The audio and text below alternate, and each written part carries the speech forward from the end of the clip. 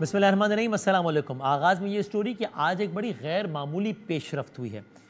اس بات کا سننا کہ پاکستان میں کوئی دہشت گردی کا واقعہ ہو رہا ہے، اس کے پیچھے کوئی اور ملک ملوث ہے، انڈیا نے یہ کر دیا، انڈین ایجنٹ یہ کرتے ہیں، اس کی بھی اپنی بڑی اہمیت ہے، لیکن عمومی طور پر یہ بات ہونا کسی عام پلیٹ فارم پہ، اس کی ایک اپنی اہمیت ہے۔ لیکن اگر یہ بات کسی ملک کا سیکرٹری خارجہ کر رہا ہو، ٹیلی ویژن پر آ کر رہا ہو، اس کی الگ اہمیت ہے۔ یہ کام آج پاکستان کے سیکرٹری خارجہ نے کیا ہے۔ اس کی الگ اہمیت کئی حوالوں سے، اس کی زیادہ اہمیت کئی حوالوں سے۔ ایک تو یہی کہ جب سیکرٹری خارجہ یہ بات کر رہا ہے، یہ کہ کوئی وزیر جوش خطابت میں کسی بیک گراؤنڈ میں کوئی خاص بیک گراؤنڈ کے تحت کوئی ایک سویپنگ سٹیٹمنٹ نہیں دے رہا کہ وہ جی انڈیا بھی یہ کرتا ہے وہ کرتا ہے، نہیں، سیکرٹری خارجہ کوئی سیاستدانی، ایک بیوروکریٹ یہ بات کر رہا ہے ٹاپ لیول کا فارن آفس کے، تو ایک بڑا آفیشیل سٹیٹمنٹ ہے۔ پھر وہ میڈیا پر آ کر یہ بات کر رہا ہے، تو اس کی جو آڈینس ہے یہ صرف ڈومیسٹک نہیں، یہ انٹرنیشنل ہے۔ اس پہ عالمی ادارے بات کر سکتے ہیں، اس پہ سوال ہو سکتا ہے، اس پہ بات ہو سکتی ہے کہ آپ یہ بات بھی کر رہے ہیں، صرف ثبوت ہے۔ یہ کام آج ہوا ہے۔ اس کے آگے اس کی تھوڑی دیر بعد ہم آگے پاکستان کی سیاست کی بات کریں گے، لیکن ہم آغاز کی اسٹوری سے کرتے ہیں۔ اور یہ بات اور زیادہ اہم کیوں؟ اس لیے کہ حالیہ دنوں میں، یعنی کہ پچھلے کچھ ماہ میں ہی صرف پاکستان وہ واحد ملک نہیں ہے، بلکہ پاکستان کا کیس انہیں بھی زیادہ مضبوط بنا دیا۔ دنیا کے دو اور ممالک نے، اور یہ دو اور ممالک وہ ہیں جو کہ بھی ان چیزوں کی حساسیت کو بھی سمجھتے ہیں، اور جن کے بارے میں کوئی یہ بھی نہیں کہہ سکتا کہ جناب ان کا تو بائس ہے نا انڈیا کے خلاف، جس طرح پاکستان کے لیے کہہ دیا جاتا ہے کہ جناب انہوں نے تو یہی کہنا اور کیا کہنا۔ نہیں، کینیڈا اور امریکہ جن کا انڈیا سے تعلقات کے خاص بیک گراؤنڈ ہے، انہوں نے بھی یہی بات کی ہے آفیشیل پلیٹ فارمز پر، ہائیسٹ لیول پہ، کہ انڈیا ہمارے ملک میں اپنے ایجنٹس کے ذریعے ہمارے شہریوں کو مروا رہا ہے جو انڈیا کو مطلوب ہے یا جن کا کوئی بھی بیک گراؤنڈ ہے۔ تو سب سے پہلے آپ کوئکلی دیکھیے کہ آج پاکستان کے سیکرٹری خارجہ نے کیا کہا ہے اس بارے میں۔ We have credible evidence of the links between Indian agents and the assassination of 2 Pakistani nationals on Pakistani soil. Indian agents use technology and safe havens on foreign soil to commit assassinations in Pakistan. اب یہ secretary خارجہ بتا رہے ہیں کہ ہم نے پاکستان میں ٹارگٹ کلنگ کرنے والے 2 ایجنٹس پکڑ لیے ہیں۔ جن لوگوں کو مارا گیا ان کا ایک کا نام ہے شاہد لطیف، سیالکوٹ میں مارا گیا، دوسرے کا نام ہے محمد ریاض، راولپور میں مارا گیا۔ ایک کو مسجد کے اندر اور ایک کو مسجد کے بالکل باہر قتل کیا گیا ہے۔ یہ قتل کرنے کے لیے مقامی لوگوں کی خدمات لی گئی ہیں، اور ہمارے پاس اعترافی بیانات موجود ہیں اور باقی شواہد بھی موجود ہیں۔ یہ بھی ایک ریفرنس کے طور پہ دیکھ لیجیے کہ اس سے پہلے اسی بارے میں کینیڈا اور امریکہ کیا کہتے ہیں۔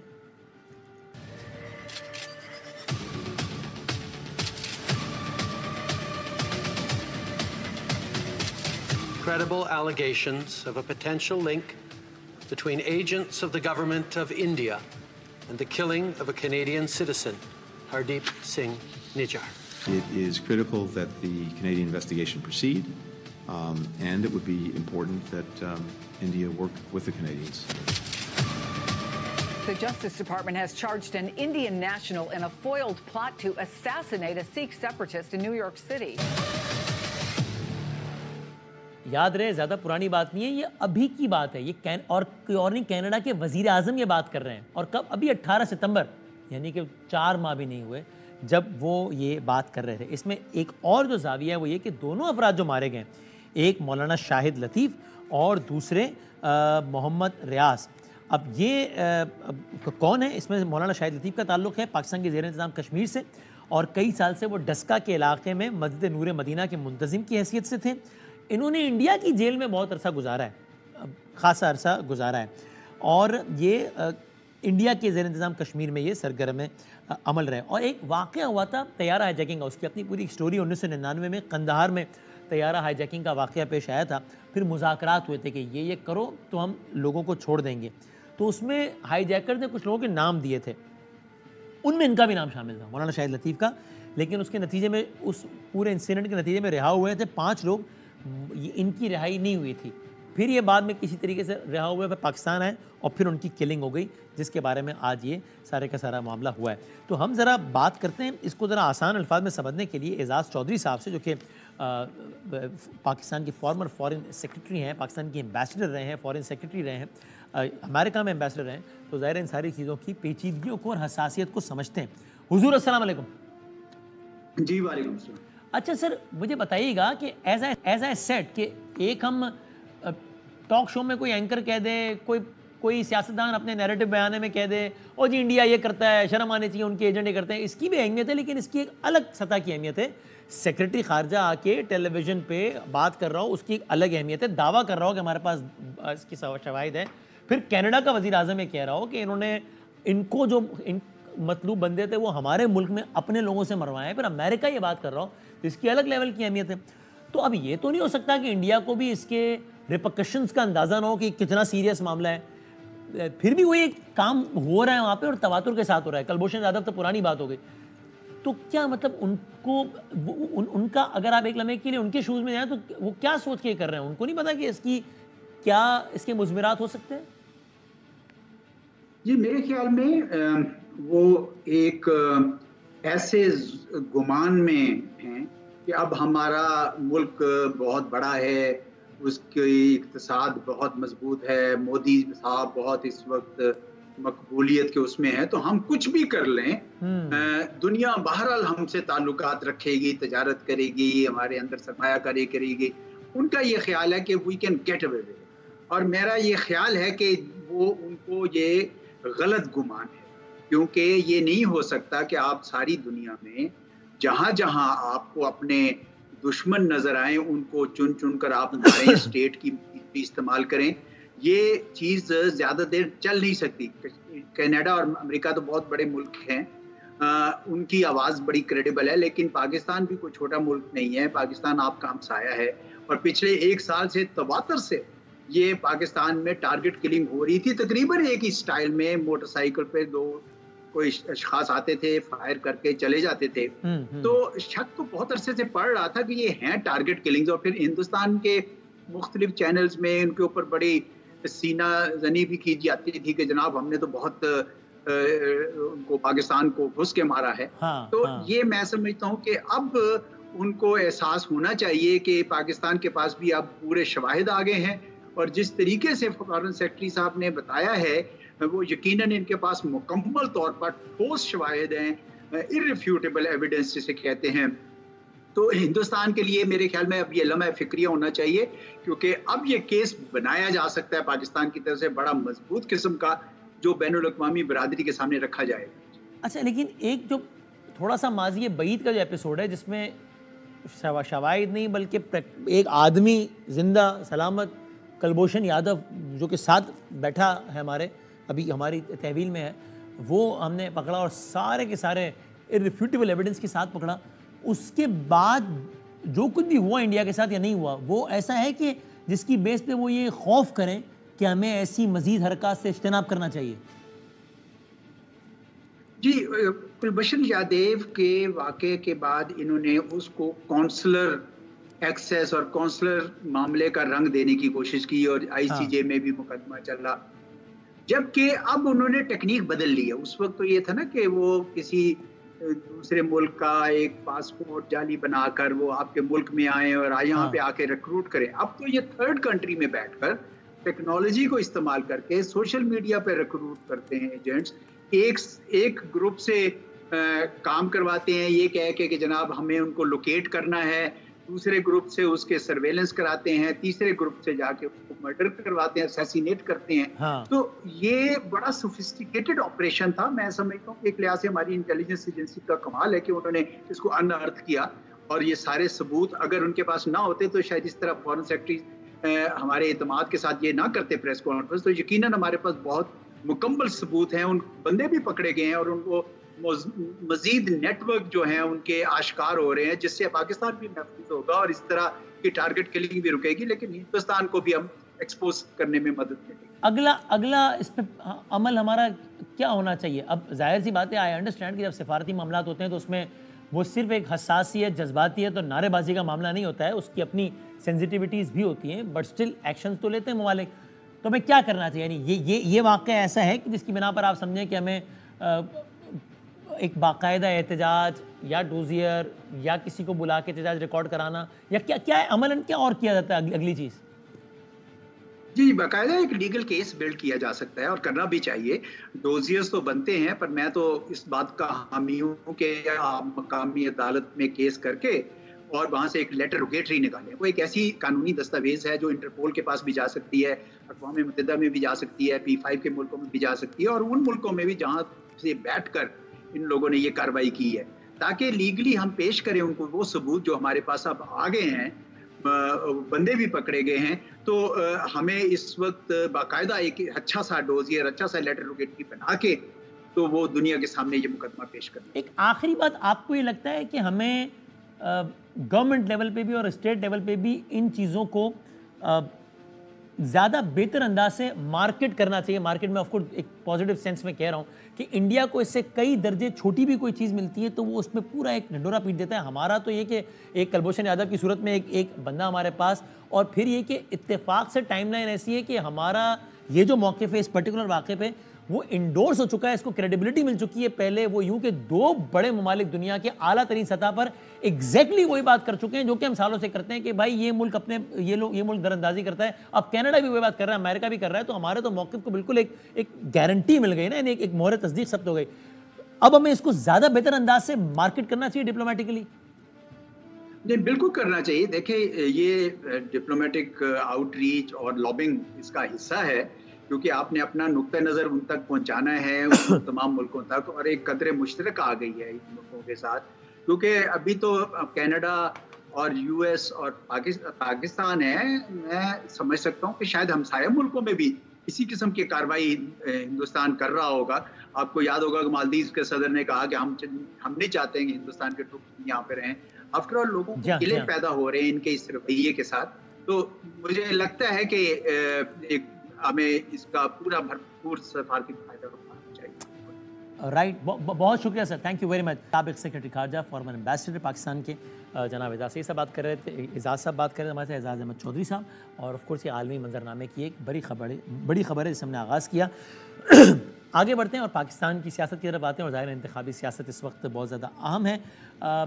کل بھی ہم نے بات کی تھی, ذرا اسی کو آگے ہم لے کے چلتے ہیں کہ اس پورے الیکشن میں ایک اور جو ایک اور پولیٹیکل اینٹیٹی ہے, یعنی کہ چودھری برادران. پاکستان کی سیاست میں بڑا اہم کردار انہوں نے ہمیشہ پلے کیا ہے مختلف حوالوں سے, اور اس وقت کئی حوالوں سے زیر بحث ہے چودھری خاندان. پھر معاملہ یہ ہوا کہ پچھلے دنوں, بلکہ کل ہی, پرویز الہی صاحب کی وائف قیصرہ الہی صاحبہ نے, جو کہ چودھری شجاعت صاحب کی سسٹر بھی ہیں, شجاعت صاحب الگ سیاست کر رہے ہیں, پرویز الہی صاحب الگ سیاست کر رہے ہیں, پرویز الہی صاحب کی وائف نے کہا کہ ہمارے گھروں پہ ریڈز پڑ رہی ہیں, ہمارے گھروں کے تالے توڑے جا رہے ہیں, اور یہ کام کوئی اور نہیں کروا رہا بلکہ خود چودھری شجاعت صاحب کے بیٹے شافع صاحب یہ کام کروا رہے ہیں. کل اس پر پھر آ کے موقف دیا ہمارے ہی پروگرام میں شافع صاحب نے کہ یہ کیا معاملہ ہوا تھا اور کیا نہیں ہوا تھا. ذرا پہلے آپ اس کی جھلک دیکھیے, پھر ہم ذرا اس بات کو آگے بڑھاتے ہیں. کل جب ہم نے بارہا شافع صاحب سے پوچھا کہ یہ جو سارے کا سارا عمل ہوا ہے, یہ آپ اس کی مذمت کرتے ہیں, آپ اس کو قابل مذمت سمجھتے ہیں, تو بارہا انہوں نے یہ ضرور کہا کہ ایسا نہیں ہونا چاہیے, لیکن اس کو قابل افسوس یا قابل مذمت قرار دینے سے انہوں نے گریز کیا. وہ یوں ویسے جو ان کے گھروں پہ جو چھاپے پڑ رہے ہیں, جن سے آپ کہہ رہے ہیں میرا کوئی تعلق نہیں ہے, یہ قابل مذمت ہے جو چھاپے پڑ رہے ہیں؟ چھاپے جو پڑ رہے ہیں وہ تو پہلے ڈھونڈ رہے تھے نا کسی کو, جو یہ بات کی جا رہی ہے تالے توڑنے والی, جی اس میں کوئی پولیس کا کوئی تعلق ہی کوئی نہیں ہے. لیکن میں تو ویسے پوچھ رہا ہوں, جو وہ کہہ رہی ہے گھروں میں ریڈ پڑ رہے ہیں ہمارے, ہر دوسرے دن تالا ٹوٹتا ہے, دوسرے دن چھاپا پڑتا ہے, یہ قابل مذمت ہے؟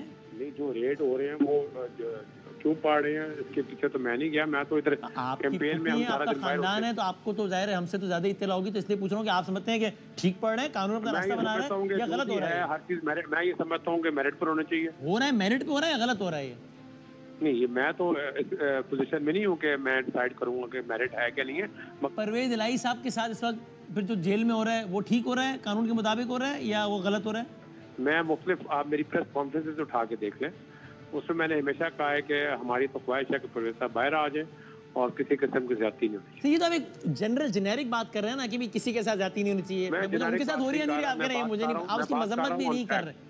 یہ تو قانون بتا سکتا ہے نا, آپ تو ایسے پوچھ رہے ہیں کہ جس طرح میں کوئی مطلب کہ کوئی ادارے کا کوئی ہیڈ ہوں. میں آپ سے آپ کی رائے پوچھ رہا ہوں, میں نہیں کہہ رہا ہوں ان کو بے گناہ ہونے کا گناہ, لیکن آپ کے اتنے قریبی رشتے دار ہیں تو آپ کا تجزیہ ہوگا نا. کسی کے گھر پہ کوئی تو اس کا بھائی پھوپھی وہ تو کہیں گے نا یار ہاں ٹھیک ہو رہا ہے یا غلط ہو رہا ہے, بالکل زیادتی ہو رہی ہے, ایک اوپینین تو ہوگا نا. میں وہی اوپینین, اوپینین میرا یہ ہے کہ میری خواہش بھی اور اوپینین بھی ہے کہ جلد ان کو باہر آ جانا چاہیے.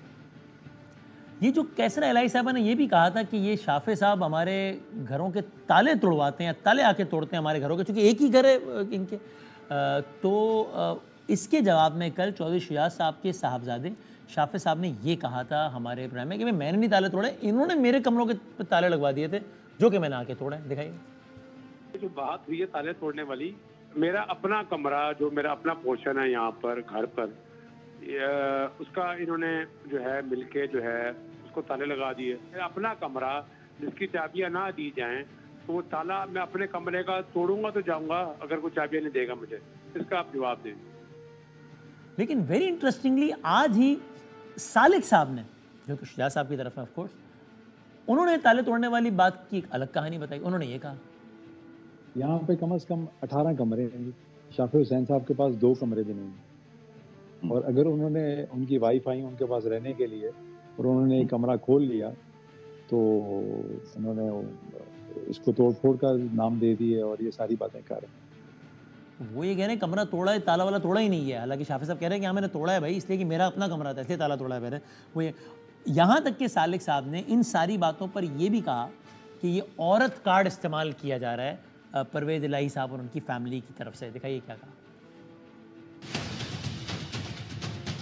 کوئی مقابلہ کرنے کا شوق نہیں, انہوں نے اپنی راہیں ہمارے سے جدا کر لی. چودھری شجاعت حسین صاحب کو اپنی ہی جماعت کی صدارت سے ہٹانے کی کوشش کی. تو سروائیول کے لیے ہم نے وہ جنگ لڑی. لوگوں نے تو پی ٹی آئی میں چلے جانا تھا, لیکن ان کو تھا کہ جماعت بھی ہائی جیک کر کے اس کو ریڈنڈنٹ بنا. کوئی توڑ پھوڑ نہیں ہوئی, نہ کوئی پولیس آئی نہ کچھ اور ہوا. لیکن دوسری طرف سے بھرپور کوشش کی جا رہی ہے کہ ایک تو عورت کارڈ کھیلا جائے, دوسرا مظلوم بنا جائے. ہم تو چاہتے ہیں کہ معاہدہ ہو جائے جی, کوئی طے ہو جائے, گائیڈ لائنس بن جائیں. پرویز صاحب کر رہے ہیں, وہ بھی پرویز صاحب نہیں کر سکتے. وہ جیل میں ہیں لیکن وہ کسی وجہ سے وہ کسی اور کی سیاست کے لیے یہ وقت دیکھا جا رہا ہے. جب چودھری شجاعت حسین صاحب نے بتایا کہ میں ایک رات پہلے ان کے پاس گیا تھا اور میں نے ان سے ریکویسٹ کی تھی کہ آپ خود نہ جائیں, وکیلوں کو بھجوائیں. دنیا یہی کرتی ہے, لیکن وہ کیمرہ مین اور وہ ساتھ ایک لے جا کے, تب شاید سیالکوٹ میں وہ ڈاکٹر صاحب کی والدہ کا بھی واقعہ ہوا تھا, تو انہوں نے کہا کہ اچھا مومنٹم بنے گا. شجاعت حسین کو آج بھی ان کی بڑی فکر ہے, پرویز الہی صاحب کی, وہ آج بھی درد رکھتے ہیں.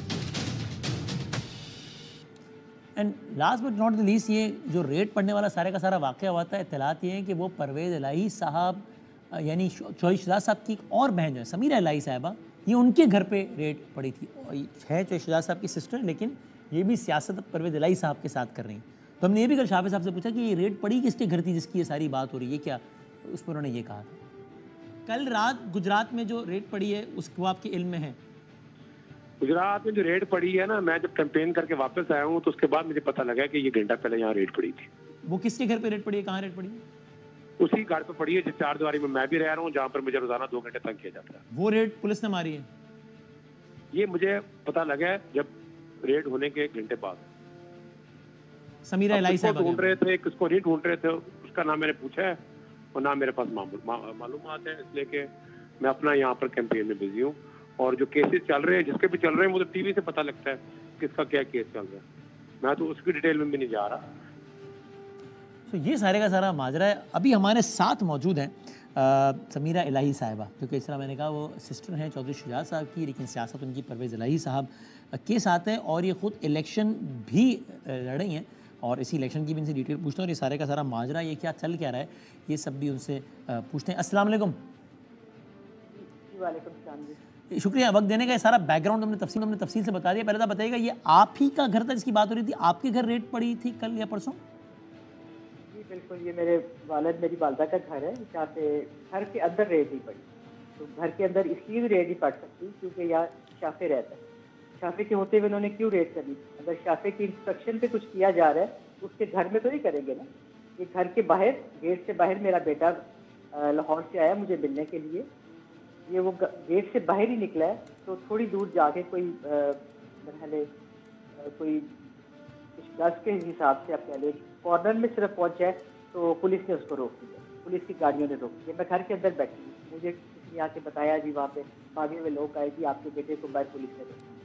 میں اسی وقت ایک میٹنگ میں تھی, میں فوراً باہر بھاگی بھی گئی اور دیکھا کہ ساری پولیس اس کو گھیرے میں لے کے کھڑی ہوئی اور اسے کہہ رہی تھی کہ چلو تم ہمارے ساتھ. اور وہ اس کو تو سیاست کا کچھ پتہ نہیں ہے نہ, وہ صرف ماں کو ملنے کے لیے لاہور سے گجرات آیا. تو میں فوراً پہنچی ہوں, میں نے جا کے کہا کہ بتاؤ کیا معاملہ ہے, کیوں تم اس کو پکڑے؟ تو انہوں نے کہا جی چھوڑ دیا آپ اس کو. میں نے غصے میں کہا, میں نے کہا تمہیں پتہ نہیں ہے میں کون ہوں؟ میں نے اپنا نام بتایا, میں نے کہا یہ میرا بیٹا ہے, اس کو پکڑنے کا آپ کا کیا کام؟ نہیں جی آپ پیچھے ہٹ جائے. وہ بولا جی میں تو ایس ایچ او. میں نے کہا تو میں ایس ایچ او جو بھی ہو, میں تمہیں اپنا بیٹا نہیں دوں. لیکن وہ بار بار انسسٹ کر رہے تھے اور میرے سے بازوؤں سے اس کو چھیننے کی کوشش کر رہے تھے، لیکن اللہ تعالیٰ نے ایک ماں تھی میں اسے اتنی طاقت دیا کہ میں نے اس کو چھیننے نہیں دیا. میں نے کہا میں تو اس کو جانے نہیں دوں گی، کیونکہ مجھے پتا تھا یہ کہاں لے جاتے اور بعد میں مانتے بھی نہیں ہیں. اور ساتھ پیچھے کھڑے ہوئے تھے کافی پولیس کی، ساتھ شلوار قمیض میں تھے، انہوں نے ماسک پہنے ہوئے تھے. اللہ جانے وہ کون سی فورس تھی، کہاں سے آئی، یہ سارے کھڑے ہوئے تھے. ایک بندہ میری ویڈیو بنا رہا تھا، میں نے کہا چلو لے کے چلو اس کو، میں بھی ساتھ جاؤں گا. بار بار لگا رہا کہ نہیں جی آپ چھوڑ دیں آپ چھوڑ دیں اس کو. میں نے کہا وہ تو میں نہیں چھوڑ سکتی، میں ایک ماں ہوں کہ کوئی ماں اپنے بچے کو نہیں چھوڑ سکتی، اور میں تو سوال ہی پیدا نہیں ہوتا میں تمہیں دوں. جب میں نے کافی کیا کہ آپس میں انہوں نے باتیں کرنی شروع کر دی، انہوں نے چھوڑ دی. اسی طرح میں اس کو پیدل لے کے آج گاڑی میری لے گئے اور ساتھ ڈرائیور کو بھی لے گئے. وہ ابھی تک انہوں نے آج دوسرا دن ہے ڈرائیور بھی نہیں دیا گاڑی میں. آپ کے صاحبزادے گرفتار ہوئے؟ نہیں میں نے تو اس کو اسی وقت چھڑا کے ان کو آپ نے چھڑوا لیا؟ اس کو نہیں میں نے گرفتار ہو. اب یہ بتائیے ایک بڑی عجیب صورتحال ہے نا، مطلب یہ اس طرح کی کبھی ہسٹری میں کبھی کسی نے سوچا نہیں ہوگا کہ چودھری برادران کے اس طرح کے معاملات اس انداز سے ڈسکس ہو رہے ہوں گے. ابھی بھی آپ بتا رہے ہیں کہ جس گھر کی آپ بات کر رہی ہیں وہ ایک ہی گھر ہے، آپ بھی اس میں رہتی ہیں، شافع صاحب جو شجاعت صاحب کے بیٹے ہیں یعنی کہ آپ کے بھائی کے بیٹے ہیں وہ بھی اس گھر میں رہتے ہیں، لیکن آپ کہہ رہے ہیں کہ اسی گھر میں تالے توڑوائے انہی چودھری شجاعت صاحب کے بیٹے نے. بھی عجیب معاملہ ہے. اب شجاعت صاحب تو ان کا تو اسٹیچر یہ تھا کہ وہ پاکستان میں دو سیاسی رہنماؤں کے بڑے جھگڑے ہو جائیں تو کہ جی شجاعت صاحب بڑے بن کے جی صلح کروائیں. اب ایک گھر کے معاملہ سولو نہیں ہو رہے.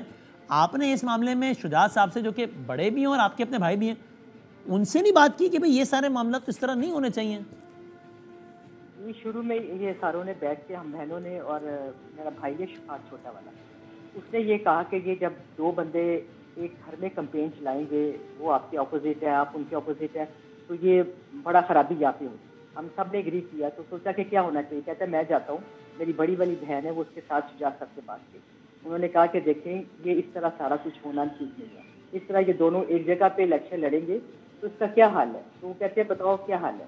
پھر فیصلہ کیا گیا کہ پرویز صاحب کے پاس اگلے دن میری بہن سے آ رہی تھی تو ان سے بھی مشورہ کیا جائے گا کہ کیا ہے. اس کے بعد انہوں نے ایک ریٹن لکھ کے پرویز صاحب نے وہاں سے بھیجا کہ یہ گھر سیاسی مقصد کے لیے، میرے پاس ابھی بھی وہ لیٹر ہے، سیاسی مقصد کے لیے استعمال نہ کیا جائے. یہ میرے گھر والوں کو بھی کہا جائے وہ بھی گھر کوئی باہر لے لے، اور یہ شافع سالک بھی گھر باہر لے لے. یہاں صرف رہنے کے لیے آؤ اور نہ کوئی پوسٹر لگاؤ نہ کچھ کرو. یہی لیٹر لے کے میری بہن اور میرا بھائی شجاعت صاحب کے پاس چلے گئے. انہوں نے کہا کہ بہت اچھی بات ہے، بالکل ایسے ہی ہونا چاہیے. انہوں نے سالک کو فون کیا، سالک نے بھی اگری کیا. یہ آپ میرے بھائی شفاعت حسین ہے اس سے بھی آپ پوچھ سکتے ہیں. اور اس کے بعد شافع کو فون کیا، شافع نے ملا، لیکن مطلب یہ طے پا گیا. شجاعت صاحب نے کہہ دیا، سالک نے کہہ دیا کہ ٹھیک ہے. ہم نے بھی اسی پہ کہا کہ بھئی اس طرح تو اب ہوگا ہی نہیں ادھر. کہ ظاہر ہے کہ ایک چیز کہہ بھی صحیح رہے ہے کہ دو بندے ایک گھر میں رہ کے الیکشن تو نہیں لڑ سکتے. ٹھیک ہے. لیکن اس کے بعد انہوں نے ہر چیز ختم کر دی. انہوں نے سب سے پہلے اس کا بڑے بڑے پوسٹر لگا کے اس کو گھر کو آفس بنا دیا، جو آج تک اس گھر میں آفس کے پوسٹر نہیں لگے تھے. اس طرح کے انہوں نے پوسٹر لگا دیے، سارے گھر پہ آگے پیچھے پوسٹر لگانے شروع کر دیے. وہ تو اس کی دھجیاں اڑا دی نا انہوں نے سارے بندوں کو یہاں بلانا چلانا شروع کر دیا. بس یہ یہاں سے انہوں نے سٹارٹ اپنی یہ جو کمپین ہے یہاں سے سٹارٹ کی. اور یہ کون سا حلقہ ہے جہاں گھر کے لوگ آپس میں لڑ رہے ہیں؟ گجرات کا نیشنل کا پروونشل کا؟ نیشنل کا اور پروونشل کا دونوں کا 64 میں ہے اور 32 ہے. جہاں پہ میری بڑی والی بہن کیسرا لائی جو پرویز صاحب کی مسز ہیں وہ الیکشن لڑ رہی. اور سامنے سے سالک صاحب ہیں؟ سامنے سالک. اور آپ خود جہاں الیکشن لڑ رہی ہیں وہاں پر کوئی فیملی ممبر تو نہیں ہے آپ کے سامنے؟ نہیں، وہ فیملی ممبر 34 ہے. PP 34 ہے وہ گجرات کا. اور آپ پاکستان تحریک انصاف سے یعنی کہ ظاہر نشان انڈیپینڈنٹ کا PTI سے لڑ رہی ہیں؟ جی بالکل صحیح. آپ کو شجاعت صاحب نے کہاں ابھی حالیہ دنوں میں یا کبھی بھی کہ پرویز صاحب کو کنونس کریں کہ بھائی چھوڑیں یہ PTI اور یہ معاملہ ختم کریں سارا نکلیں باہر؟ جی شروع میں آئے، کافی مہینوں کی بات ہے پہلے. شجاعت صاحب آئے ہیں گھر میں، انہوں نے مجھے بھی کہا کہ تم بھی پرویز کو کنونس کرو، اور بجی کیسرا کو بھی کہا کہ یہ کنونس سارے مل کے اس کو کریں. ہم بہنوں کو سب کو انہوں نے بڑا کہا کہ چھوڑ دیں اس کو اور سارا کچھ ماننے کو تیار ہے یہ وہ. تو میں نے انہیں یہی کہا، میں نے کہا نہیں یہ میرا فیصلہ نہیں ہے، نہ ہمارے عورتوں کا فیصلہ ہے، یہ ان کا اپنا فیصلہ ہے، آپ ان سے خود پوچھیں. اور یہ انہوں نے ملے بھی وہاں جا کے، لیکن جو ان کی بادشاہ تو ظاہر ہے وہ تو نہیں مجھے پتا، لیکن وہ نہیں کنونس ہوئے. پھر اس کے بعد یہ بار بار شجاعت صاحب آتے رہے میری بہن بجی کیسرا کے پاس. یہیں پہ میں بھی ہوتی تھی، ہماری اور بہنیں بھی تھیں، لیکن انہوں نے کہا کہ نہیں ہم تو اس چیز پہ کبھی بھی اگری نہیں کرتے، کیونکہ ہم نے اصولوں کی سیاست اپنے باپ سے بھی یہ سیکھا ہے. باپ نے بھی ڈٹ کے مقابلہ کیا تھا، پرویز صاحب بھی اسی اصولوں کے اوپر ہی چل رہے ہیں. اور یہ کارڈ کی استعمال کر رہے ہیں. شرم آتی ہے ان کی باتیں بھی کرتے ہوئے کہ عورت کارڈ کی بات کر رہے ہیں. یہ میرے والد نے کیسرا الہی کو اپنے زمانے میں ان کو نکالا تھا باہر، جب ایک تحریک چلی تھی اس میں بجی کیسرا جو تھی نا وہ گئی. اور ابھی کی یہ بات کر رہے ہیں تو چودھری شجاعت نے میرا 2016 میں نام دیا تھا بلدیات کے چیئرمین کے، حالانکہ میرے سے پوچھے بغیر ان بھائیوں نے ڈیسائیڈ کیا تھا. اس وقت عورت کارڈ تھا، اس وقت کیوں مجھے استعمال کیا گیا؟ یعنی کہ اس وقت انہوں نے کہا کہ نہیں تم سیاست میں آؤ گی. ان کے بیٹے بھی دونوں تھے، مطلب اس سے یہ ہے کہ وہ اس قابل ہی نہیں تھے ان کے بیٹے کہ وہ ان کے نام دیتے. یہ شجاعت صاحب نے نام میرا پرپوز کیا. تو یہ عورت کارڈ جو بکواس ہے عورت کارڈ والا، یہ تو پتہ نہیں خود سے ہی انہوں نے شروع کر دیا عورت کارڈ والا. اور افسوس ہوتا ہے ان کی باتوں پہ. تالوں کی باتیں بھی، کوئی بندے بھی تالوں کی باتیں کرتے ہیں. اور یہ سارا میں کہتی ہوں اللہ کو حاضر ناظر جان کے میں یہ گواہی دیتی ہوں اس چیز کی کہ یہ سارا بکواس اور سارا جھوٹ بول. میرے پاس تو اس کی فوٹوز بھی ہیں ساری، جیسے اس نے تالے توڑے ہیں. اور ہم عورتیں ہیں نا، ہم یہ کام کبھی بھی نہیں کریں گی. اور پولیس کی بھی جو بات کر رہے ہیں، یہ پولیس اس نے بلائی ہے اور مجھے دیکھ کے اندر کمرے تک پولیس آئی ہے. مجھے دیکھ کے تو پولیس واپس چلی گئی. شافع صاحب کہتے ہیں کہ اسی گھر میں جو ان کے کمرے تھے ان کو آپ لوگوں نے تالے لگوا دیے، وہ تالے انہوں نے توڑے ہیں. اس کے کوئی کمرے نہیں تھے. پورشن کی بات کرتا ہے. ایک کمرہ تھا اس کا جو میری والدہ نے اس کی دادی نے دیا ہوا تھا کہ یہ ایک کمرہ اس کے لیے، شافع کے لیے یا سالک کے لیے. اور پورشن کو نہیں تھا. وہ سارا پورشن جو ہے جس پورشن کی یہ بات کر رہے ہیں وہ پرویز صاحب کا پورشن ہے. وہ پارٹیشن جو تھی اس میں جو ان کا ایریا تھا، پرویز صاحب وہاں پہ رہتے ہیں. ان کا اوپر کمرہ ہے، ایک مونس کا کمرہ ہے اور نیچے ان دونوں کے کمرے. پورشن اس کا کوئی نہیں تھا. اب اس نے جو کیا کیا ہے جس کے اوپر اس کو اتنا ہے کہ باتیں کرتا ہے. آپ نے کہا نا کہ اس گھر میں شافی بھی رہتے ہیں تو ظاہر کہیں نہ کہیں رہتے ہوں گے نا. جس جگہ بھی وہ رہتے ہیں اس کو پورشن کہیں کمرہ کہیں، وہ کہتے ہیں وہاں پہ آپ نے تالے لگوا دیے تھے، وہ توڑا ہے میں نے. بالکل تالا لگوانے کی ضرورت ہی نہیں ہے اس کمرے کی، کیونکہ وہ تو ایک اندر کمرہ ایک بنا ہوا ہے. اس کا پورشن نہیں ہے اس کا، کیونکہ پورشن میں تالے ویسے ہی لگے ہوتے ہیں کیونکہ سارے لاہور ہوتے ہیں. میں ہی گجرات جاتی ہوں، میں ہی سارا لک آفٹر کرتی ہوں. اور کبھی بھی اگر تالے گھروں میں، تالے کو گھر میں نہ ہو، تالے لگا کے بندہ نوکروں کو چابیاں دیتا ہے. اور کبھی بھی ایسے نہیں ہوا جو اس نے کہا کہ جی میں نے کچھ کمروں میں رہنا ہے، ہمیشہ سے وہ کمرے کھلے ہوتے ہیں. یہ بالکل جھوٹ بول رہا ہے کہ پورشن میں رہا ہے اور پورشن میں نے تالے لگا دی. اب یہ سارا کچھ جو ہو رہا ہے آپ کے خیال میں یہ بچے کر رہے ہیں، یعنی کہ یہ شافع صاحب، سالک صاحب، یا یہ شجاعت صاحب کی ایما پر ہو رہا ہے؟ نہیں، شجاعت صاحب سوال ہی پیدا نہیں ہوتا. کبھی بھی وہ اس طرح کی چیز کر سکتے.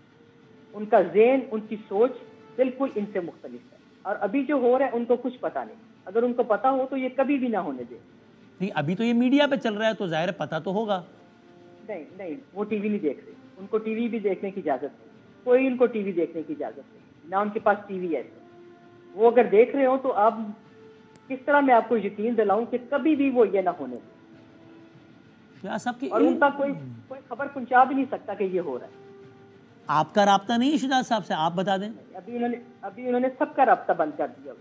جو ان کے نوکروں کے پاس فون تھے وہ بھی انہوں نے چینج کر دیا. اور کوئی آپ فون میں لا کے دیکھو کبھی بھی ان سے بات نہیں ہو سکتی. آپ کہہ رہی ہیں اگر کبھی بیمار ہوئے تو ہم نے کسی دوست کے ان کو فون کر کے پوچھا کہ پتہ کر کے بتائیں شجاعت کی طبیعت کیسی ہے.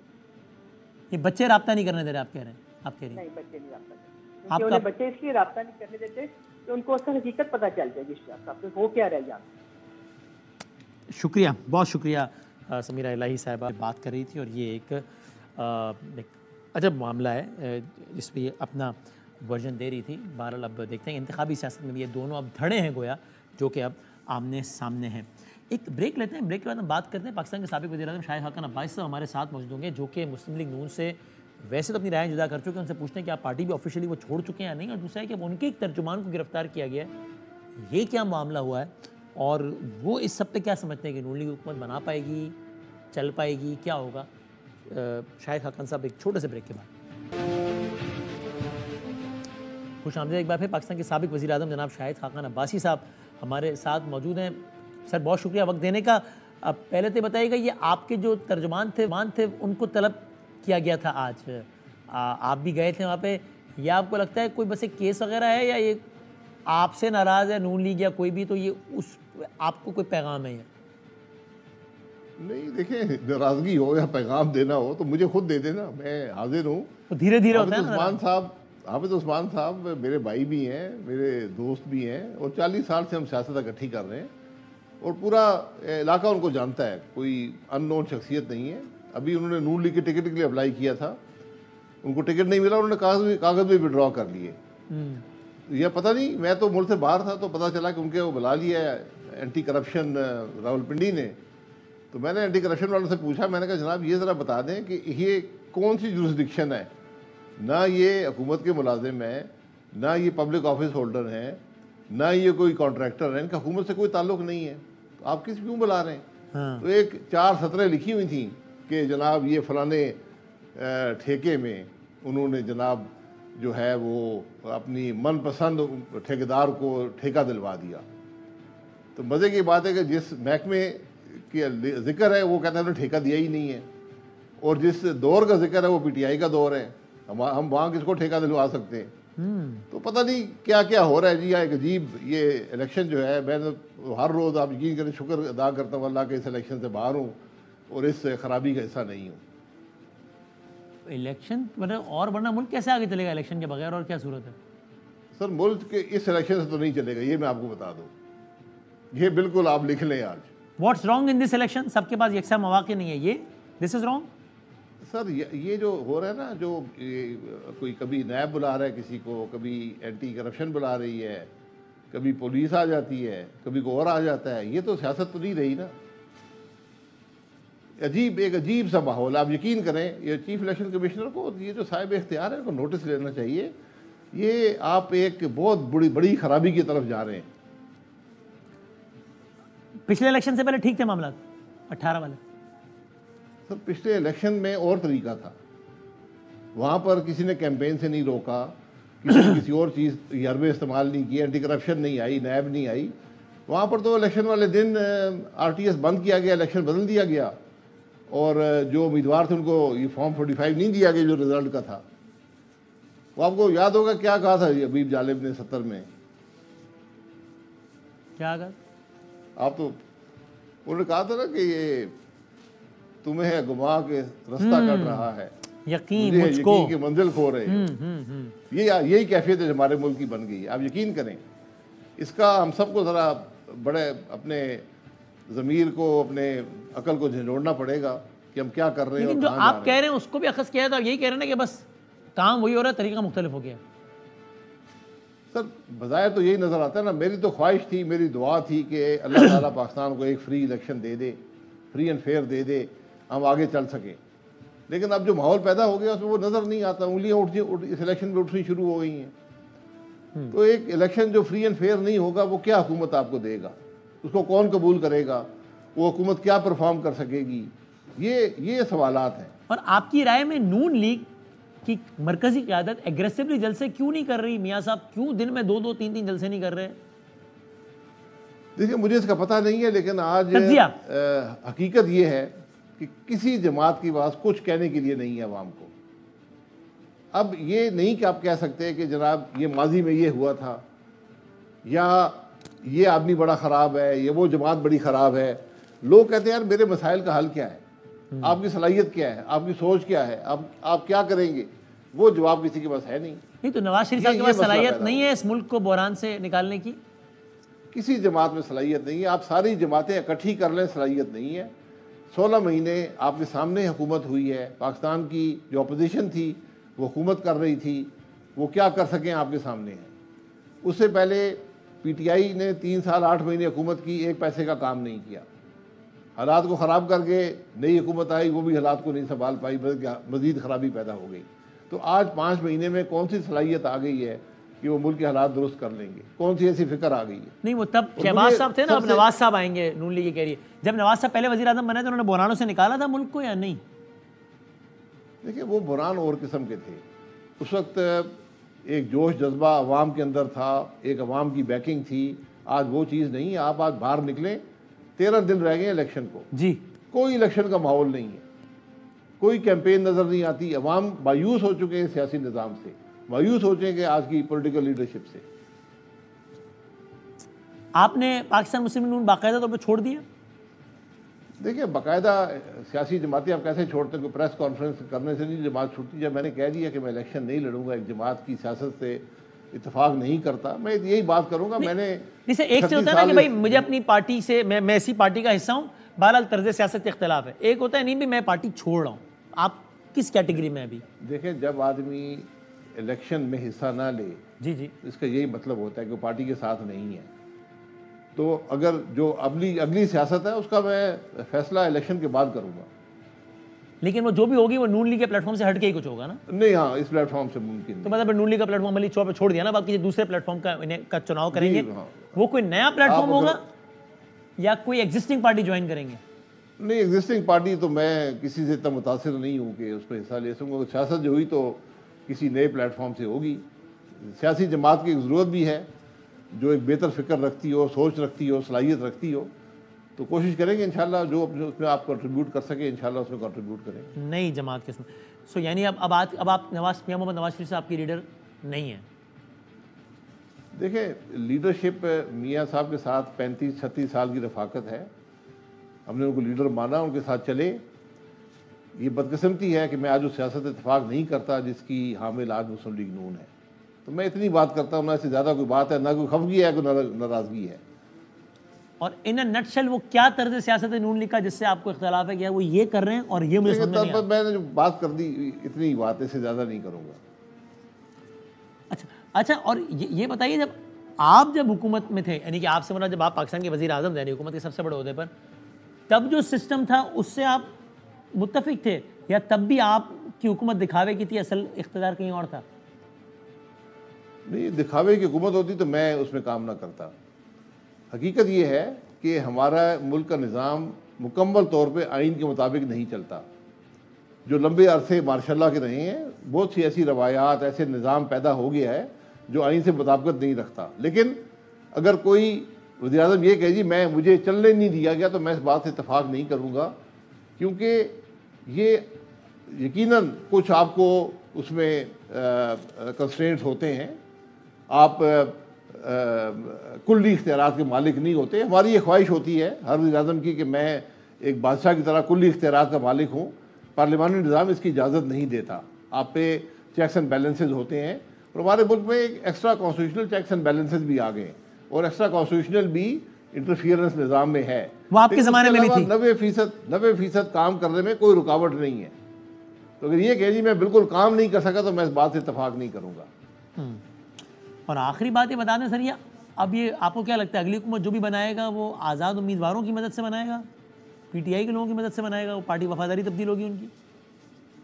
نہیں، آزاد لوگوں کی ایک بڑی تعداد ہوگی جو حکومت میں شامل ہو گئے تو حکومت بنے گی. لیکن میرا خیال ہے کہ اکثریت ان کے بغیر بھی قائم رہ سکے گی. یہ میری ذاتی رائے ہے. 2-3 بڑی جماعتوں کا اتحاد ہوگا، ایک لوز کولیشن ہوگا اس میں. اور میرا خیال ہے جو اب نظام ہے کہ جو آزاد ہیں ان کو کچھ پارٹی کا بھی اعلان کرنا پڑتا ہے عرصے کے اندر کہ ہم کون سی جماعت کے ساتھ ہیں.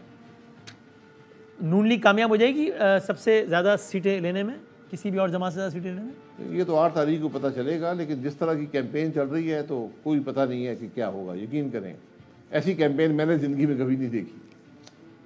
اور عجب نہیں ہے کہ ایک بار پھر پی ڈی ایم طرز کی حکومت ہو جہاں پر پاکستان کی دونوں بڑی سیاسی جماعتیں پیپلز پارٹی اور نون لیگ ایک ساتھ بیٹھی ہوں. جی یہ بالکل پاسبل ہے، بالکل پاسبل ہے. بلکہ یہ ان کو نہ بھی ضرورت ہو ایک جماعت کی، بڑی جماعت کی، اس کے اندر تو دونوں کو رہنا چاہیے، ورنہ ملک کے معاملات چلانا مشکل ہو جائے گا. Thank you very much. اور ایک آخری بات ہے شاید خاقان صاحب، ایک آخری بات لیکن بتایا جانے سے پہلے، یہ جو ابھی جو انٹرویو دیا تھا آپ نے جگنی صاحبہ کو، اس طرح اس کے کلپ دیکھ لیں پھر مجھے ایک بات بتا دیں. میں دکھائیے گا ذرا. یہ سب لوگ باتیں کرتے ہیں، میں نے ہمیشہ یہ بات کہی ہے کہ یہ جو فلیٹ ہیں جو ایون فیلڈ والے ہیں، یہ ان کے والد نے لیے تھے 1991 یا 92 میں. اس وقت سارے جو ہوتے تھے کاروباری آدمی تھے وہ یہی کرتے تھے کہ یہاں پہ پیسے دیتے تھے، وہاں پیسے وہ مل جاتے تھے. جی اور کوئی طریقہ نہیں تھا. کوئی طریقہ نہیں تھا. پوری پاکستان یہی کرتا، دنیا میں ایسے ہی ہوتا. تو یہ ان اے وے یہ منی لانڈرنگ کا اعتراف نہیں ہو گیا شاید خاقان بھائی صاحب؟ منی لانڈرنگ میں تو نہیں منی لانڈرنگ کی نا. منی لانڈرنگ آپ میں کم کہہ رہا ہوں، آپ نے یہ ان کی. دیکھیں منی لانڈرنگ یہ نہیں ہے. میں جو میری نالج ہے میں نے اس کو بیان کیا ہے کہ یہ کوئی کرپشن کے پیسے نہیں تھے، یہ کوئی اور طریقے کے پیسے نہیں. اس زمانے میں نظام ہی یہ تھا. جتنے بھی لوگوں نے اس وقت باہر انویسٹمنٹ کی ہے یا باہر کوئی فلیٹ لیے ہیں، ان کے پاس یہاں پیسے ہوتے تھے. کوئی اور نظام نہیں تھا. اب یہاں ایک آدمی کو پیسے دیتے تھے، وہ وہاں پے کر دیتا تھا، بات ختم ہو جاتی. یہ پراپر لیگل چینل یہی تھا اس زمانے میں. انفارمل چینل یہی تھا. لیگل تھا. منی لانڈرنگ کا کانسیپٹ نہیں تھا. ٹیرر فائنینسنگ نہیں ہوتی تھی. ہر پاکستانی نے جو اس زمانے میں پراپرٹی باہر لی ہے یا انویسٹمنٹ کی ہے وہ اسی طریقے سے کرتا تھا. اس کو آپ اچھا سمجھیں برا سمجھیں، میں جو میری نالج کو ذکر کر دیا، کیونکہ میاں نواز شریف صاحب پہ کرپشن کا الزام لگتا تھا، یہ کرپشن کے پیسے نہیں تھے، ان کے والد صاحب ایک کاروباری شخصیت تھے، بڑے کاروباری شخصیت تھے، اور جہاں تک میری نالج ہے یہی نظام تھا جس وقت ہوتا تھا۔ ہنڈی کا نظام جسے کہتے ہیں، ہنڈی کہتے ہیں جسے ہم نا، جی ہنڈی کہتے ہیں جسے۔ سر ہنڈی، سر اس زمانے میں ہنڈی نہیں ہوتی تھی، نظام ہی یہ تھا، جو اس کا آپ نام دے دیں، جو بھی نام دے دیں۔ آپ اپنے اسکول میں بچے جب ہوتے تھے ان کو فیس بھیجنی ہوتی تھی، ایسے بھیجا کرتے تھے، آپ یہاں پہ پیسے دیتے تھے وہاں پہ پیمنٹ ہو جاتی تھی، کیونکہ اس زمانے میں بہت اسٹرکٹ کنٹرول تھے فارن ایکسچینج کے اوپر۔ And sir apart from this also generally speaking, آپ میاں صاحب کو فائنینشلی کرپٹ، یہ تو آپ نے اسپیسیفک بات کی، جنرلی بھی آپ سمجھتے ہیں کہ انہوں نے فائنینشیل کرپشن نہیں کی ہے؟ نہیں جی، میاں نواز شریف کے بارے میں یہ گواہی دے سکتا ہوں کہ میں نے کوئی فائنینشیل کرپشن ان کی 36 سال میں نہیں دیکھی۔ رائٹ، تھینک یو سر، بہت شکریہ، بہت نوازش۔ شاید خاقان عباس ہم سے بات کر رہے تھے، ایک بریک کے بعد ایک اور اہم موضوع کے ساتھ حاضر ہیں۔ جاتے جاتے ابھی عجب بدقسمتی ہے کہ انتخابات میں جو نعرے ہوتے ہیں وہ الگ ہی ہوتے ہیں، ایکیڈیمک ڈیبیٹ ہو ہی نہیں پاتی، وہ نہ جلسوں کی زینت بنتی ہے نہ دیگر حوالوں سے، ان ایشوز پہ بات ہی نہیں ہو پاتی، کنسٹرکٹیو ڈیبیٹ ہی نہیں ہو پاتی، جو کہ بہت زیادہ اہم ہے ان ایشوز سے جو کہ ہم عام طور پہ سن رہے ہوتے ہیں۔ اسی میں سے ایک، بلکہ شاید کئی حوالوں سے سر فہرست ہے، پاپولیشن کنٹرول۔ مطلب بڑی اگر اس کو اوور سمپلیفائی کریں تو بھائی ایک گھر بھی اس وقت صحیح طریقے سے نہیں چل سکتا کہ اگر مہینے کے 100 روپے کوئی بندہ کما رہا ہے تو اس گھر میں 2 لوگ ہوں گے تو ایک پہ 50 روپے لگے گا، اور اسی گھر میں اگر 2 کے بجائے 20 لوگ ہوں گے تو آمدنی اتنی بھی رہے گی، بلکہ 100 سے 200 بھی ہو جائے پھر بھی گھر کا بیڑا غرق ہو جائے گا، کیونکہ اب لوگ 20 ہو گئے۔ اب یہ اس میں پرابلم یہ ہے کہ یہ تو ایک مسئلہ بھی کنسیڈر نہیں کیا جاتا کہ پاپولیشن گروتھ کس انداز سے ہماری چیزوں کو متاثر کری، چونکہ بجٹ تو اتنا ہی ہے بلکہ اور کم ہوتا جا رہا ہے، معاملات، قرضہ بڑھتا جا رہا ہے، سود بڑھتا جا رہا ہے، اور پاپولیشن بڑھتی جا رہی ہے، تو جو اسپینڈنگ ہے پر پرسن وہ ایکچولی اور کم ہوتی جا رہی ہے ہر گزرتے سال کے ساتھ، اور اسٹیٹسٹکس خطرناک ہیں۔ ابھی جو موجودہ اضافے کی شرح ہے اگر وہ یہی رہی تو ہو سکتا ہے 30 سال میں، صرف 30 سال میں دگنی ہو جائے آبادی۔ اور پھر یہ جینڈر جو ایکویلٹی ہے وہ ایک الگ مسئلہ، جس میں خاص طور پر اگر ہم خواتین کی بات کریں تو ان کے لیے یکساں مواقع نہ ہونا وہ ایک اور مسئلہ۔ اب یہ انفارچونیٹ ہے کہ یہ کہیں ڈیبیٹ میں نہیں ہے، کوشش کرتے ہیں لیکن اس پہ کچھ ہم بات کریں۔ ہمارے ساتھ ہم نے زحمت دی ڈاکٹر نصرت شیرین صاحبہ کو جو کہ چیئرپرسن ہے Sindh commission on status of women کی، اور ڈاکٹر یاسمین قاضی صاحبہ بھی اسی حوالے سے بہت متعلق ہیں، میں دونوں کا بہت شکر گزار ہوں۔ پہلے تو نصرت صاحب اگر آپ بتا سکیں یہ جو 2 باتیں بتائی میں نے ان کا آپس میں کوئی تعلق بنتا ہے یا یہ 2 الگ الگ باتیں ہیں کہ پاپولیشن کنٹرول اور پھر یہ ایک جینڈر ایکویلٹی جس میں خواتین کے لیے مسائل کا زیادہ ہونا، یہ ان کا آپس میں کوئی تعلق کس طرح بنتا ہے؟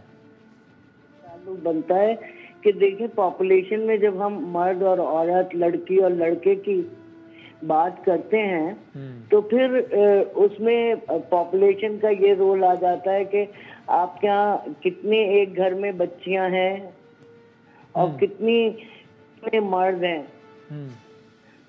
جی، تو جب ہم یہ دیکھتے ہیں تو پھر اس کے لحاظ سے ہم دیکھتے ہیں جو منصوبہ سازی ہوئی ہے، جو ادارے بنے ہیں، کیا اس میں اس کا خیال رکھا جاتا ہے کہ نہیں، وہ صحت کا ہو، وہ تعلیم کا ہو، وہ موبلٹی کا ہو، اکنامک امپاورمنٹ کا ہو۔ تو اس سب میں دیکھیں سندھ حکومت نے اگر 15% عورتوں کی شمولیت کا رکھا ہے سرکار کی ملازمتوں میں، وہی ابھی تک پورا نہیں ہوا۔ تو ہم جب پاپولیشن کو بڑھتا ہوا دیکھتے ہیں تو وہ 15% تو بہت ہی آٹے میں نمک کے برابر ہے، اور جب ہم اس کو پورا نہیں کر پا رہے تو پھر ہم کیسے آگے سوچ سکتے ہیں کہ ایکویلٹی ہوگی جینڈر کے حوالے سے۔ اور پھر جینڈر میں پھر ہم دیکھتے ہیں ٹرانسجینڈر، پھر ڈسیبل پرسنز جو ہیں ہمارے ہاں، پھر اس کے لیے صحت کے مواقع کیا کیا ہیں۔ اب BHU ہی آپ دیکھ لیں، ایک بیسک ہیلتھ یونٹ، کیا وہ پورے ڈسٹرکٹ میں سندھ کے بنے ہوئے ہیں کہ نہیں، کیا اس میں دوائیں پوری ہیں کہ نہیں، کیا وہاں پہ لیڈی ہیلتھ ورکر کی سہولت ہیں کہ نہیں۔ تو یہ سب پاپولیشن اور پھر جینڈر کو ہم اس کے اندر شامل کریں۔ اور ٹھیک ہے، اچھا اب یاسمین صاحبہ لیکن یہ بتائیے کہ اسکولوں کی تعداد جو ہے وہ کم ہوتی جا رہی ہے اور بند ہو گئے ہیں سندھ میں، تو پھر ہم یہ دیکھیں گے کہ وہاں کیا وجوہات ہیں۔ اچھا لیکن یاسمین صاحبہ یہ بتائیے کہ گورنمنٹ لیول پہ ہم یہ تو ہر کچھ عرصے بعد کوئی نہ کوئی کیمپین اور کچھ ڈور ٹو ڈور کچھ فلاں، یہ تو ہم دیکھ رہے ہوتے ہیں کہ پاپولیشن کنٹرول کے حوالے سے اویئرنیس کے نام پر، بٹ ہم بہت کلیئرلی دیکھ سکتے ہیں کہ یہ بااثر ثابت نہیں ہو رہی، وہ اسٹیٹسٹکس بتا رہے ہیں۔ بالکل نہیں، کیونکہ بجٹری ایلوکیشن جو ہیں اس لحاظ سے نہیں رکھی گئی نا. ٹھیک ہے، میں چاہتا ہوں یاسین صاحب آپ اس میں کامنٹ کیجئے گا. جی اگر جی وسیم صاحب، ایک تو میں آپ سے یہ کہہ دوں کہ پاپولیشن جو کنٹرول کا لفظ ہے وہ اب ہم استعمال نہیں کرتے، just to politely correct you, because population control کو دیکھا جاتا ہے synonymous with coercion، جو کہ کچھ ممالک میں فیملی پلاننگ میں coercion استعمال ہوا تو جس کے بعد یہ کنٹرول، بلکہ population stabilization، population management ہوتا ہے. تو اس کا لیکن آپ کا جو ٹاپک ہے اور جو بات آپ اٹھا رہے ہیں وہ بہت ہی صحیح ہے، بیکاز جب ایک جو پاپولیشن بڑھنے کی جو رفتار ہے ہماری، وہ اس پہ سارے انڈیکیٹر ہوتے ہیں، لیکن میں پل آؤٹ کرنا چاہوں گی مدر اور چلڈرن ہیلتھ کا، کہ آپ ایک ماں کو دیکھیں جب اس کی ایک لڑکیوں کی ایک تو کم عمری میں شادی ہونا ایک بہت بڑا ہمارے یہاں فیکٹر ہے. اس کے بعد جب وہ ریپروڈکٹیو لائف میں انٹر ہوتی ہے تو جو اس کی پوری جرنی آپ دیکھیں وہ ہائی رسک ہوتی ہے. تو اس کے بعد پھر ملٹیپل پریگننسی اور بچوں میں کوئی وقفہ نہیں ہونا، مطلب پیدائش میں وقفہ نہ ہونا. اور اسی لیے اگر آپ دیکھیں تو میل نیوٹریشن، سٹنٹڈ بچے، یہ ساری چیزیں جو ہمارے نظر آتی ہیں، بچوں کی جو شرح بات ہے عورتوں کی، اور اس سب کی وجہ سے جو ہمارے ہیلتھ سسٹم، ایک تو یہ کہ آپ کے فیملی لائف وہ افیکٹ ہو رہی ہے، اور اس میں جینڈر اس لیے امپورٹنٹ ہے، جو سوال آپ کا ہے وہ بہت اہم ہے. بیکاز ہوتا ہے کیا ہے کہ جب لمیٹڈ ریسورسز میں ایک بڑا خاندان ہوتا ہے، اگر ان کے پاس اتنے کم وسائل ہیں تو وہ اپنے لڑکوں کو تو اسکول شاید بھیجتے، لڑکیوں کو نہیں بھیجیں گے، یا بھیجیں گے بھی تو 5th کے بعد نہیں بھیجیں گے اور شادی کی سوچیں گے. تو جو جینڈر ایکویلٹی ہے وہ وہی کمپرومائز ہو جاتی ہے. اچھا، اب اس میں یہ بھی سمجھائیے یاسمین صاحبہ کہ اس میں اصل مسئلہ، ویسے تو بہت سارے کنٹریبیوٹنگ فیکٹرز ہیں، لیکن زیادہ بڑا مسئلہ لیجسلیشن کا نہ ہونا ہے، یا آپ کے خیال میں جتنی ہے اس پر بھی عمل ہو جائے تو بہت مسئلہ ہو جائے گا؟ لیجسلیشن پر عمل نہ ہونا زیادہ بڑا مسئلہ ہے یا لیجسلیشن کا نہ ہونا زیادہ بڑا مسئلہ ہے؟ لیجسلیشن تو ٹھیک ٹھاک موجود ہے، لیکن بات یہ ہے کہ اس پہ عمل نہیں ہوتا. جیسے کم عمری کی شادی، سندھ ایک واحد صوبہ ہے جو اس کا بل لے کر آیا، لیکن سندھ میں ابھی بھی انڈر ایج میرجز ہو رہی ہے. تو لا تو آ گیا، امپلیمنٹیشن نہیں ہو رہی. اچھا، ہر بچے کو اسکول جانا چاہیے، کون سے اسکول جائیں بچے اسکول بھی موجود نہیں ہے. تو لاس تو جی بہت سارے، ہیلتھ سب کا رائٹ ہے، ہیلتھ کسی کو ملتی نہیں ہے. تو بات یہ ہے کہ آپ جو آپ نے بات کی نا، جو ابھی الیکشنز ہونے والے ہیں، ہماری پولیٹیکل پارٹیز کے مینیفیسٹو میں کس طرح ایڈریس کیا جا رہا ہے، ہم یہ دیکھنے کی کوشش کر رہے ہیں. اچھا، وہ بات بھی اگر کرتے ہیں نا، ساری پولیٹیکل پارٹیز کہتی ہے کہ ہم میٹرنل ہیلتھ، چائلڈ ہیلتھ اور فیملی پلاننگ کو رکھیں گے، لیکن جب وہ پاور میں آتے ہیں تو ہم ان سے پھر وہ پوچھ نہیں پاتے. مطلب ان سے پوچھنا چاہیے، اکاؤنٹیبلٹی ہونا چاہیے کہ آپ نے جو وعدے کیے تھے وہ کہاں ہیں، وہ ہمیں نہیں نظر آتے. تو اس کی جو پاکستان جو ہے وہ تمام ممالک سے پیچھے رہ گئے. جی فائنل، جی کہیے نوزہ صاحبہ. میں یہ کہنا چاہتی ہوں کہ دیکھیں، ادارے جو بنائے جاتے ہیں امپلیمنٹیشن آف لا کے لیے، وہ ادھورے بنائے گئے ہیں ہمارے ہاں. اگر وہی مکمل کر لیے جاتے اور وہ اس کے لیے رقم مختص کر دی جاتی، صحیح جیسے ہمارے پاس آگاہی مہم کے لیے کسی ڈپارٹمنٹ میں کوئی پیسے نہیں مختص کیے جاتے ہیں بجٹری ایلوکیشن. یعنی کہ بجٹری ایلوکیشن کا ایک الگ ایشو ہے، اور پھر قوانین جتنے ہیں ان پر بھی اگر عمل ہو جائے تو بھی شاید معلومات بہتر ہو جائیں. بٹ یہ بات کی کہ جہاں باقی ایشوز میں